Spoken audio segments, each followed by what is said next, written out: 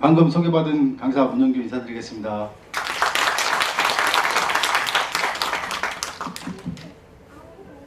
어제부터 떨리기 시작하는 이게 진정이 안 되는데요. 가슴이 몇 근이라고 그러죠? 두근두근 네 근이라고 그러는데요. 지금 몇 근인지 모르겠습니다. 그리고 그동안 외웠던 원고도 지금 하얗고요. 어떻게 해야 할지 모르겠습니다. 어제 오늘 엄청 추운 날씨였는데도 불구하고 이렇게 많이 참석해 주신 여러분 정말 사랑합니다. 여러분 뜨거운 사랑을 해보셨나요? 예. 저는 해봤을까요? 안 해봤을까요? 네, 해봤으니까 이 자리에 있죠. 저는 대학 졸업을 세 달 앞두고 그 학과장님의 추천으로 서울에 있는 의류 무역회사에 취직을 하게 됐어요. 취직하고 3개월 됐는데 그때 회사에 좀 안 좋은 일이 생겼습니다. 외국에 수출했던 그 오리털 파카 조끼가 다운이 좀 새어나오는 그런 바느질 잘못으로 인해서 전부 전량 반품이 들어왔어요. 그래서 이거를 청주에 있는 흥업백화점이라는 곳에서 판매를 해서 리스크를 줄여보자 계획을 세웠고 그 대표 파견 인물로 제가 청주를 내려가게 됩니다. 그때 한 일주일 정도 하고 올라오는 걸로 계획을 세웠었는데요. 마침 2월 달에 청주가 엄청 추워졌어요. 눈이 오고 한파가 몰아친 겁니다. 그래서 마침 그때 오리털 파카와 조끼가 불티나게 팔리기 시작했고요. 제가 대전에서 학교를 나왔는데 후배들 동원해서 또 막 인맥 판매를 시작했습니다. 그래가지고 일주일 더 올라오라는 얘기가 없더라고요. 계속 팔라 이거죠. 네. 그래가지고 한 보름 정도 청주에서 본의 아니게 머무르게 됐는데요. 그때 청주백화점에서 제 부스 옆에서 캐셔 일을 하던 예쁜 아가씨가 제 눈에 들어옵니다. 제가 자리를 비우면은 대신 물건을 팔아주고, 그래서 저는 너무 고맙잖아요. 울진에서 올라온 22살의 꽃다운 아가씨였는데요. 고맙다고 뭔가 좀 밥이라도 한 끼 사겠다 그렇게 얘기하고 청주 상당공원에서 기다리겠다 그랬더니 2번 바람을 맞히더라고요. 의뢰이 이렇게 행사장에 오는 사람들이 의뢰이 던지는 말로 알았다고 하더라고요. 그래서 정확히 날짜를 잡았습니다. 그래서 청주의 번화가에 있는 레스토랑에서 6시에 만나기로 하고 기다렸습니다. 그날 나오더라고요. 딱 나오고 계단을 딱 걸어오는데 계단이 환하게 스포트라이트가 비치는 거예요. 네, 아우라가 있더라고요. 그거를 지금도 잊을 수가 없어요. 네. 그렇게 해서 이제 정이 들 때쯤에 이제 보름이 돼서 서울에 올라오게 됐고요. 서울에 꼭 놀러와라. 놀러오면 서울 구경 다 시켜주겠다. 그렇게 얘기를 했는데요.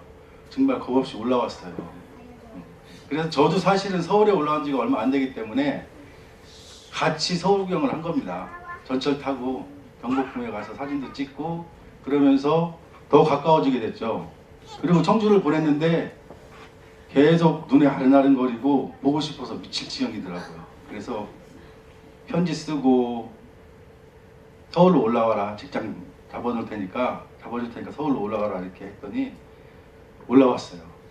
그래서 정말 준비 없이 바로 3개월 만에 같이 살고 1년 만에 우리 딸을 낳게 됩니다.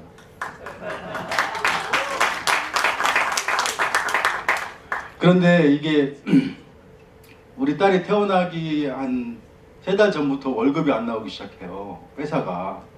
그러면서 딱 낳는데 회사가 문을 닫습니다.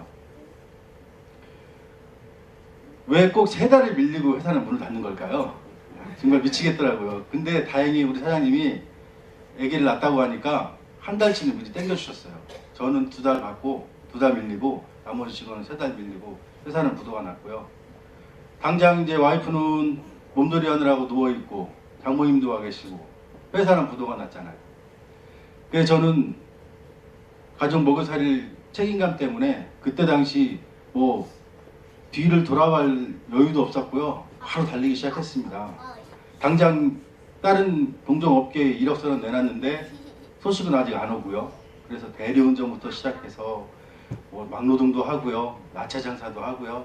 택시회사도 다니고요. 그렇게 정신없이 살다가 한 5년이 지나고요.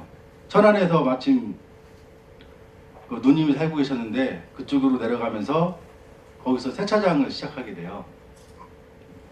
와이프랑 둘이 같이 시작했습니다. 어려웠었죠. 그전에는 뭐 다른 일들 이렇게 조금씩 몇 년씩 하던 거라 큰 적은 없었고, 천안에 갔을 때는 정말 이걸로 제가 성공을 이루겠다는 생각을 갖고 갔었습니다. 세차가 단순 몸으로 하는 단순 노동이 아니고요. 이게 사람을 상대하는 일이라서 스트레스를 많이 받습니다.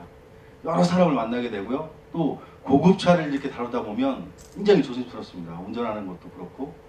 그래서 그렇게 한 5년 정도 세차장에서 이제 어느 정도 틀을 5년 정도 한 자리에서 계속 하고 있었고요. 근데 마침 그때 막 장마가 한 보름 정도 계속 오고요. 비가 많이 오면 세차를들 안 하세요. 그래서 어렵고 그런데 가게가 경매로 넘어가는 일이 발생이 돼요. 그 건물주가 좀 무리한 투자를 하면서 이자를 감당 못하니까 가게가 경매로 넘어가는 거예요. 그거를 마침 저희가 이제 인수를 하게 됩니다. 인수하면서 처음에는 일했던 세차장을 다시 이렇게 리모델링을 하고요. 그러면서 좀 이렇게 우리 아들이 문희동이거든요. 동자돌림이에요. 그래서 아들 이름 걸고 세차장을 이렇게 펀트하게 만들어 놨어요. 만들어 놓고 그전에는 하루에 둘이서 많이 닦아봐야 10대 닦았어요. 그런데 이제 이렇게 해놓고 회원제 모집을 했습니다. 그래서 회원제 모집을 한 건 어떻게 했냐면 10번 가격을 8번 가격을 받고 10번을 세차를 해주는 거예요. 무려 2번을 넣어서.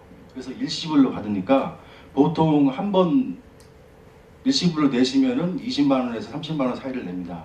하루에 30명의 회원이 모집이 돼요. 그러면서 월 매출이 정말 한 300~400 벌던 세차장이 1억을 넘어가게 되는 그런 엄청난 폭발적인 일이 벌어집니다. 근데 그것도 잠시고요. 이제 직원도 많이 늘어나고 이제 바빠지기 시작했는데 와이프가 아프고 이제 감기가 들어서 좀 고생을 했어요. 그래가지고 병원을 가라고 그랬더니 하도 걱정돼서 세차장을 나오는 거예요.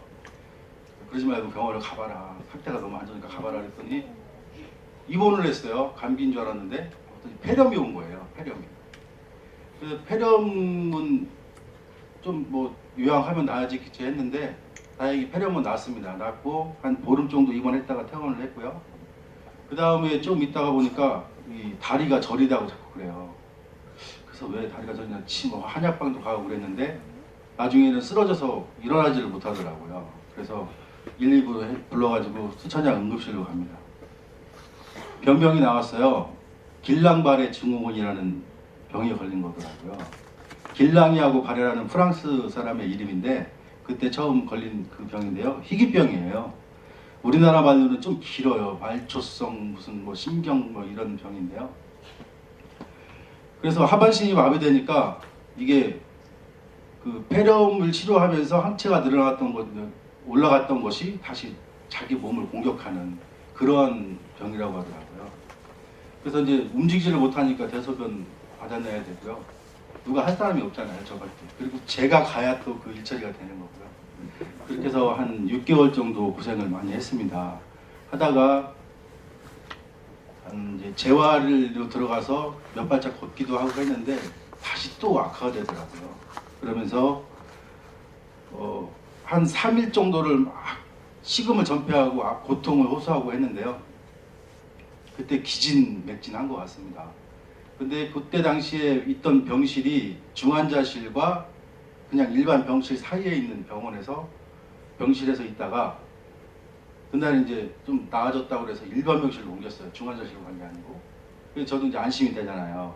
이제 일반 병실로 옮겼다고 해서 이제 부랴부랴 병원에 가봤더니 그날은 조용히 이제 울고 있었는데 계속 조용히 이제 누워 있더라고요. 그래서 이제 좋아지나 보다. 이제 힘만 내고 다시 재활하고 다 나았으면 해외여행 가자. 그랬더니 병원비도 많이 썼는데 무슨 해외여행이냐고 그렇게 웃더라고요. 그리고 나서 이제 물건도 떨어지고 애들 밥도 챙겨야 되고 그래서 잠깐 이제 갔다 오겠다 그랬더니 갔다 오라고 그랬어요. 그래서 이제 애들 밥 챙겨주고 물품 좀 사갖고 딱 왔는데 조용히 자고 있더라고요. 그래서 깨우지 않고 그냥 옆에 누워 잤습니다. 새벽에 난리가 난 거예요. 막 간호가 뛰어다니고 난리가 났어요. 숨을 안 쉬는 거예요. 이거 심장 그거 박동기를 했는데도 꿈쩍을 안 하더라고요.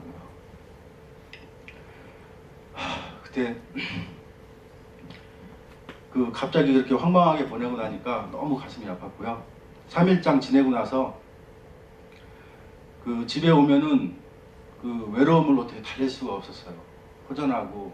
그래서 이제 술을 먹기 시작했습니다. 술로 달랬어요. 그러니까 이제 나중에는 어떻게 되냐면 낮에 지인들한테 전화가 자꾸 옵니다. 그 웬일이냐고 하면 어제 너 밤늦게 울면서 전화했잖아. 그러면 제가 기억을 못하는 겁니다. 그래서 술을 이제 끊어야 되겠다 그렇게 생각을 하고 있었는데 뒤돌아보니까 우리 아들이 희동이가 학교도 안 가고 가출해서 집에도 안 들어오고요. 그때는 저는 제 와이프를 잃었고 우리 새끼들은 엄마를 잃은 거잖아요. 제가 그걸 미처 생각을 못한 겁니다. 그래서 선생님하고 아이들 해서 당신이 찾아가지고 데려오고 그랬습니다. 그리고 그때 또 이제 가게도 손님들이 막 늘어나면서 2호점, 3호점을 내고 커피숍도 만들고 그렇게 확장을 시켜놨는데 이게 관리가 잘 안 됐어요. 그러니까 가게도 점점 어려워지면서 악순환입니다. 그래서 가게 이제 그 확장하면서 공사비부터 해서 이런 게 막 독촉이 막 밀려오고요. 막 그런 상태가 돼서 정말 여러 가지로 살고 싶은 마음이 안 들었어요. 그래서 세차장 뒤에 가면 약간의 공터가 있습니다. 거기서 정말 아픈 결심을 합니다. 목을 맸어요. 목을 딱 맸는데 걸어놓고 딱 올라탔습니다. 탔는데 제가 그 매듭을 잘 못 져가지고요. 이게 딱 걸자마자 이게 쫙 쪼여들면서 쪼였으면 지금 이 자리에 없겠죠. 근데 걸렸습니다. 이게 딱 걸려가지고 아파갖고 도저히 있을 수가 없더라고요. 그래서 벗고 나서 이렇게 보니까 얼마 전에 럭키문이 떴잖아요. 그날도 보름달이 떴더라고요. 달이 저를 보고 비웃습니다. 그래서 저는 지금도 달을 잘 보지 못합니다. 창피하고요. 달이 그래요. 뭐 하는 짓이냐. 애들은 어떡하고 젊은 나이에 다시 뭘 못하겠냐. 그 뒤에 다른 분이 또 얘기합니다. 내가 널 얼마나 사랑하는데 무슨 짓이냐. 그래 다시 벗어 던지고 다 정리를 합니다. 정리하고 우리 애들 천안에 남겨놓고 서울로 일단 올라옵니다. 서울로 올라올 때 정태성 강사님의 세바시 강연 들으면서 울면서 올라옵니다. 당장 제가 할 수 있는 거는 세차장 정리하고 나니까 빚만 1억이 넘었네요. 감당이 안 되니까 일단은 서울에 올라와서 택시를 시작하자. 옛날에 한번 해본 경험도 있고 사람 많은 곳에 그래도 천안보다는 낫겠지. 그래서 택시를 하러 올라옵니다. 택시 시작할 때가 이제 4월이었는데요. 그때만 해도 참 우울했습니다. 우울했는데 배마 스피치를 그때 만나게 됩니다.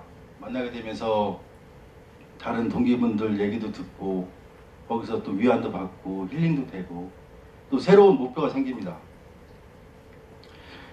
지금은 택시를 하면서 그 배마에서 배운 여러 가지 기법들을 많이 시험을 해보고 있는데요. 4W2H 기법이라든가 이런 거 하면은 고객들이 6,000원이 나와도 10,000원을 내고 4,000원을 안 받아가요. 팁으로 뭐 맛있는 거 타주시라고 그러고요. 꼭 술 취한 분이 타시면 또 이런 얘기 합니다. 내일 해장국 드실 거잖아요. 먹어야죠. 들깨 넣지 마세요. 그러면 또 손님이 물어봅니다. 왜요? 술이 들깨. 이런 거 하면은 진짜 뭐 5,000원 나와도 10,000원 내고 그냥 가신다니까요. 그래서 팁을 많이 받는 택시 기사고요. 또 어려움을 호소하면서 자살을 하고 싶다는 손님들이 타요. 정말 죽고 싶다는 거예요. 그러면은 그분들 달려갖고 제 얘기 해가면서 달래요. 그러면 같이 우는 사람도 있고요. 그리고 전화번호를 이제 따요. 그 다음날 죽었는지 안 죽었는지 확인합니다. 예, 그러면 살아있더라고요. 그러면은 좀 우울하신 것 같으니까 병원 가셔라. 병원 가서 정신과 가면 옛날이나 좀 어려운 거지 지금은 그것도 다 치료가 되는 병이고 약 먹으면 좋아진다. 그래서 병원 다니시는 분도 있고요. 지금도 그 안성에서 오신 안동철 형님 가끔 통화하고 살아있는 죽었는지 확인하고 있습니다. 총 사러 왔다고 그러더라고요. 죽으려고 3발. 그래갖고 왜 3발이냐, 한 발이면 죽는데 그랬더니 3발이 필요하대요. 어쨌든 그분 달려가지고 지금 잘 살고 있고요. 그렇게 재밌게 살고 있습니다. 그리고 희동이는 지금 이제 서울로 전학을 시켰고요. 지각 결석 한번 하지 않고 학교 잘 다니고 있고요. 네, 학원도 열심히 다니고 아빠한테 사랑한다고 카톡도 자주 보내주고요. 네, 그렇습니다. 오늘 온다고 그랬는데 또 가출한 얘기 할까 그랬더니 도망간다고 안 왔습니다. 안 하고 우리 딸내미는 와 있습니다. 딸내미가 얼마 전에 이거 한다고 하니까 삼행시를 지어 보냈어요. 아프고 힘들어도 버티며 지켜오신 분. 네, 그게 아버지랍니다. 네. 어쨌든 저는 상처하고 마음 아픔도 있고 하지만 저의 그 스트레스의 강도가 순위별로 보면 배우자의 사망이 제일 크고요. 그 다음에 사업의 부도, 자녀의 가출, 이렇게 순위별로 나와 있더라고요. 그걸 동시에 맞으니까 정말 견디기 어려웠었는데요. 그 어떤 어려움이라도 이게 지나고 나면 이야기거리가 됩니다. 그리고 그 순탄한 것보다는 또 나중에 지나고 보면 또 이야기거리가 있고 재밌거리가 되는 것 같아요. 누구인가 어떤 그 어려움을 얘기하면서 희망을 줄 수 있다는 게 너무 좋았고요. 앞으로도 원하시는 데가 있다면 어디든 가서 제 어려움을 같이 나누고 희망을 줄 수 있는 요 에마 스피치 너무 사랑하고요. 여러분 하여튼 늦은 시간 말씀 들어주셔서 감사합니다. 고맙습니다.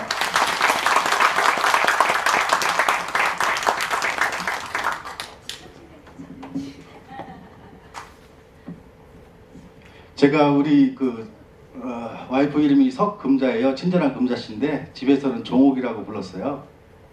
편지에 낭독하고 들어가겠습니다.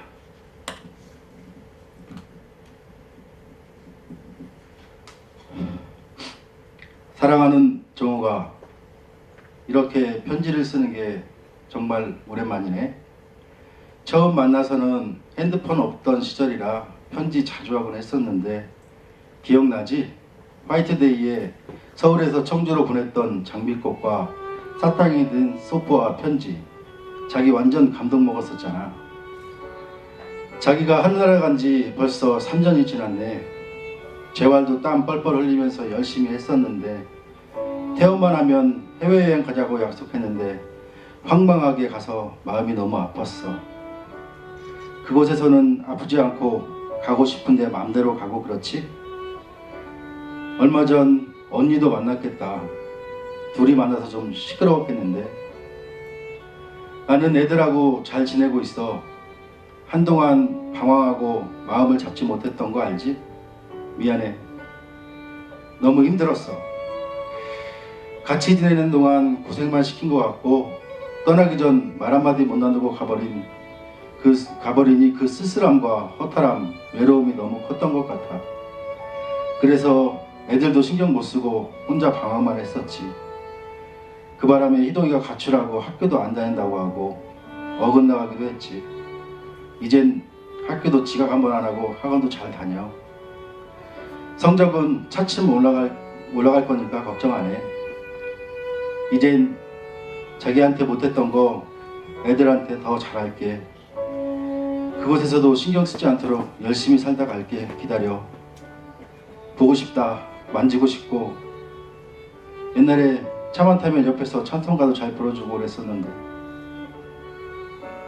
그 노래소리도 다시 듣고 싶고. 이 모든 그리움 뭐라고 표현을 못하겠다. 내 사랑 언제나 내 곁에. 다시 만나는 그날까지 안녕.